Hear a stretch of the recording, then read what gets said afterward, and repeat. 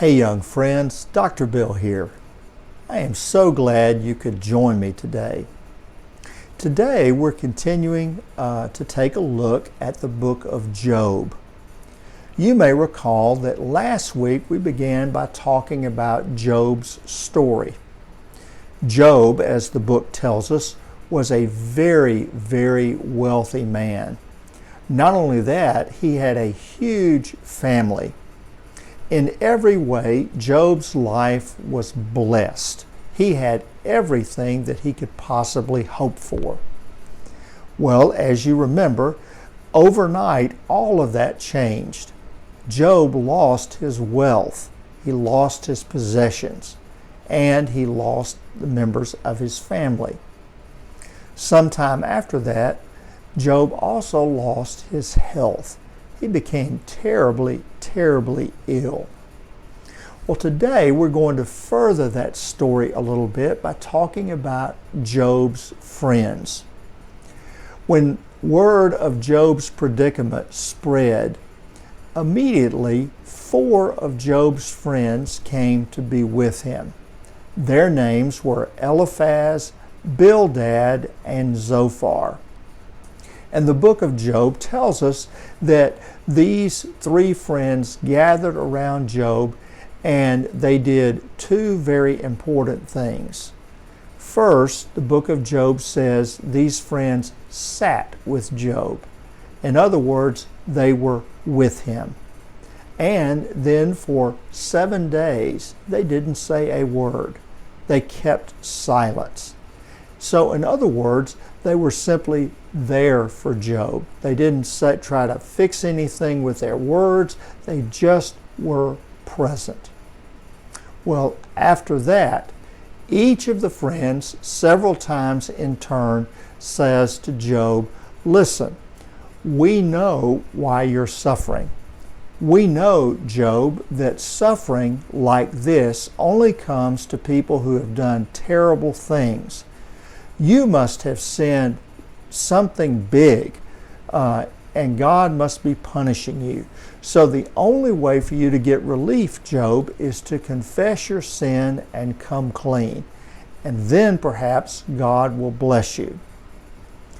Well, Job knew that he hadn't done anything wrong. He knew he hadn't done anything to deserve the suffering that he was experiencing.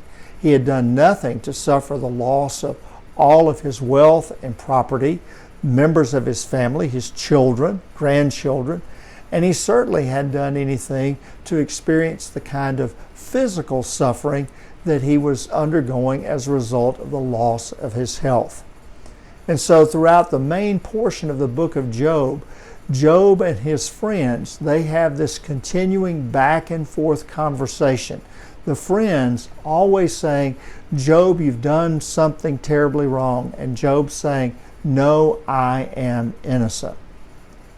Later in the book, these 3 friends are joined by a 4th person, a young man named Elihu. And we would think perhaps that by a younger person coming on the scene that he would have a different perspective from Job's other 3 friends. He does not. Instead, he comes on the scene and begins to make the same point. "Job, you must have done something terribly, terribly bad to be on the receiving end of all of this suffering."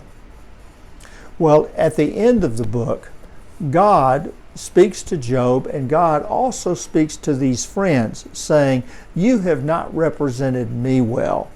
And from there, God and Job have an extended conversation. I want to focus on these friends for a moment because I think by what they did and that we can learn a lot about being a good friend to others. Here's the first lesson. Job's 3 friends show us that oftentimes the best thing we can do to be a friend to others is to simply show up. Job's 3 friends came and they sat with him and they didn't say a word. Job could simply look around and see them and know that they were there. Sometimes what our friends need from us is not a lot of activity. They don't need for us to do something. They don't need for us necessarily to say something. What our friends need most is for us simply to be there. I've learned in my life that my best friends have the gift of showing up. And I am sure that the longer you live, you will recognize that our best friends do that very, very well.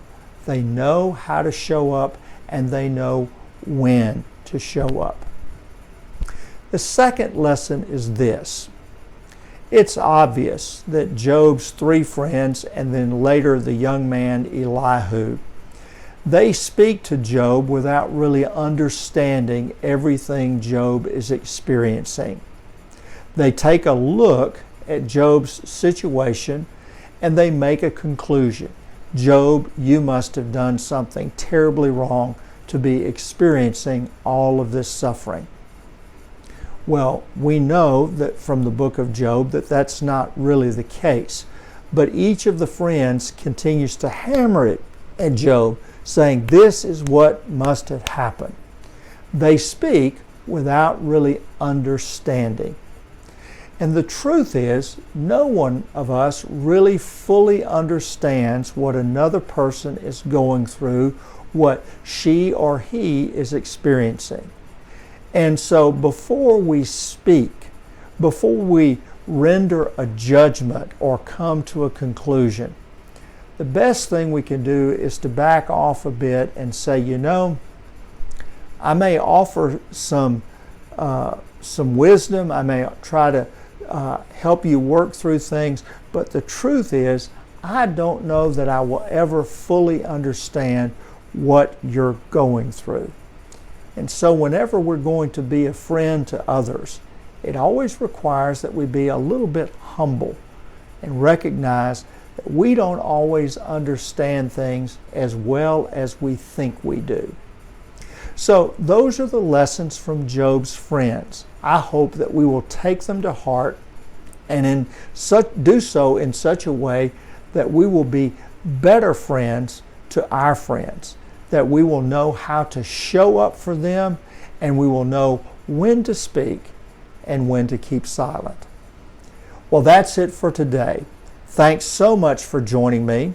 I do hope that COVID will relax soon and that we'll soon be able to see each other. But in the meantime, I wish you well and pray God's very best blessings on you. Take care. Bye-bye.